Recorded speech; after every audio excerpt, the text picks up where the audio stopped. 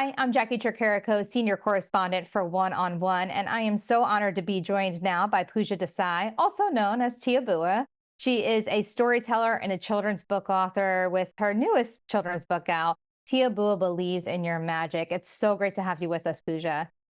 Thank you so much for having me, Jackie. I am so grateful for you being part of this journey.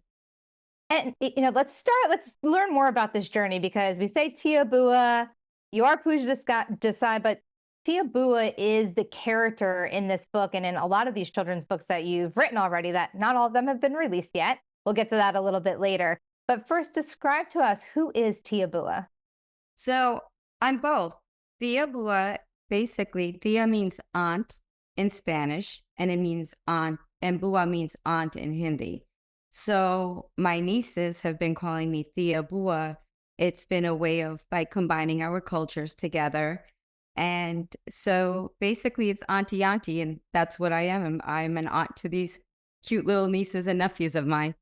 So, describe your background for us first, your professional background, and how it developed into mindfulness, because that is the overarching theme in this book, in this children's book. So, take us back a little bit in your professional career and how it evolved and kind of led to this path of you writing children's books. Oh, yes. Okay. So 27 years in healthcare, and it has been a wonderful journey. I wear a lot of, as I say, a lot of different heels in my current organization. I have, how we came to mindfulness. I think in 2020, we all suffered a lot, collectively, independently. And during 2020, I was trained by my current organization to be a cognitive fitness coach, which we started taking call about 24 hours a day during, the suicide crisis, because unfortunately the burnout was real, and we had a lot of staff, calling in, trying to just find help from being burned out. And during that time, unfortunately, as I was also a pillar for my team, my family was also falling apart because I had a daughter who unfortunately got long COVID and was in and out of the hospital for 37 visits until we figured it out. And when that happened, I realized that, I failed her.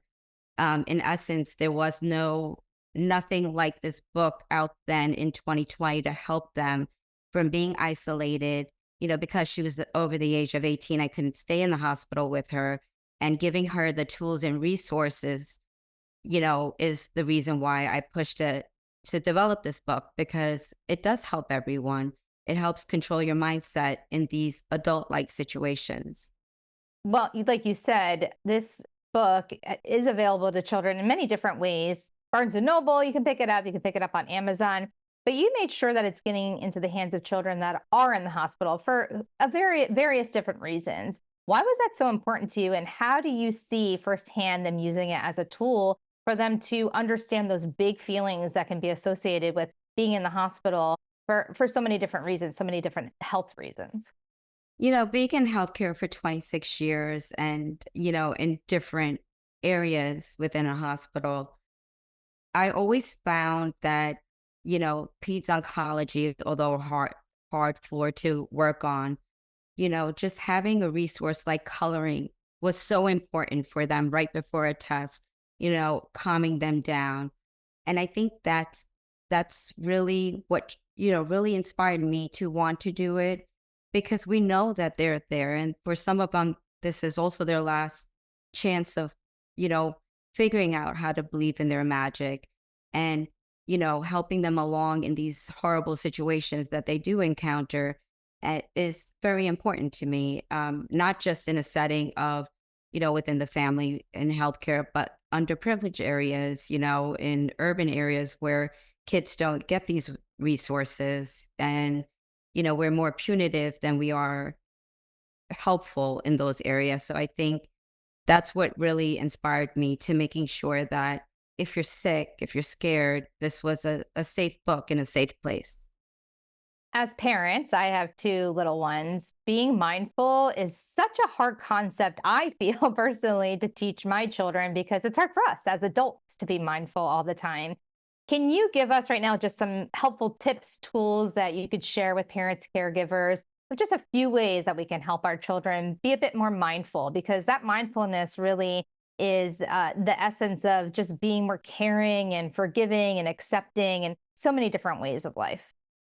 Yes, absolutely. The most important, and not that I've invented this, we've been hearing it for years and centuries, but taking a deep breath. That's that's so important and so underutilized.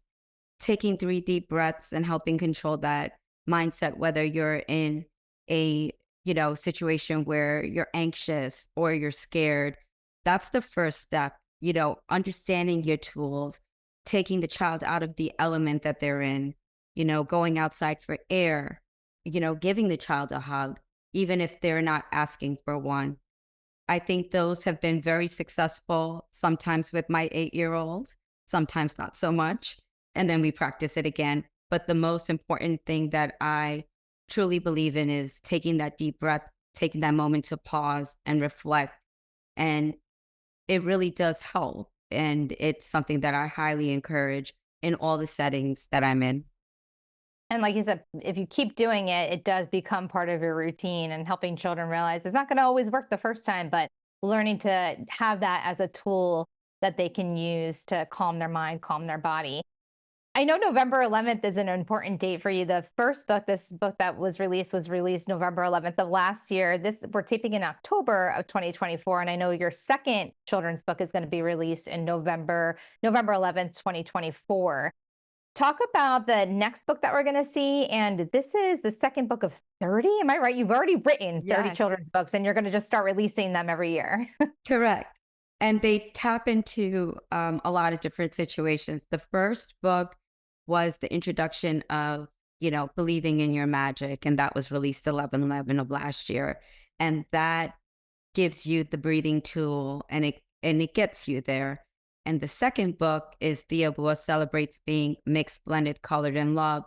It's a first step for us to teach diversity and inclusion at a very young age, and a way for us to check our biases and just know that, you know, what how we treat our kids is how they're going to grow up and treat either their children, or in an employee setting, treat their employees.